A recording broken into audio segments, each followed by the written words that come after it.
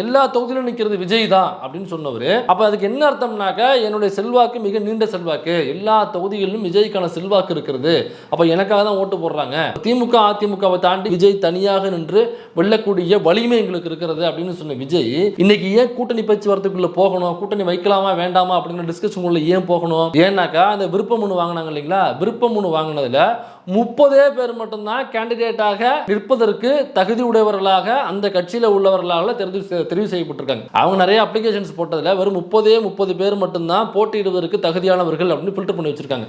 அப்போ 30 பேருனாக்கா பாக்கி 204 தொகுதி, மொத்தம் 234 தொகுதி.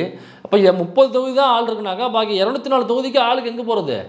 இதான் அதை பேசுனாங்கல்ல, ஏமா நான் அக்கா தங்கச்சி நான் வந்து எங்கள் அண்ணனுக்கு வாழ்க்கை கொடுப்பேன்னு சொன்னீங்களா, வாழ்க்கை கொடுக்குறது இருக்கட்டும், முதல்ல தொகுதிக்கு மனு கொடுத்தீங்களா இல்லையா? கேண்டிடேட்டுக்கு ஆள் இல்லாமல் அண்ணன் தவிச்சிட்டு இருக்காப்புல, ஆள் எங்கெங்கேயோ பிடிச்சிட்டு வர வேண்டியதாக இருக்குது. அதுவும் 30 பேர் தான் பிடிக்க முடிஞ்சிச்சு.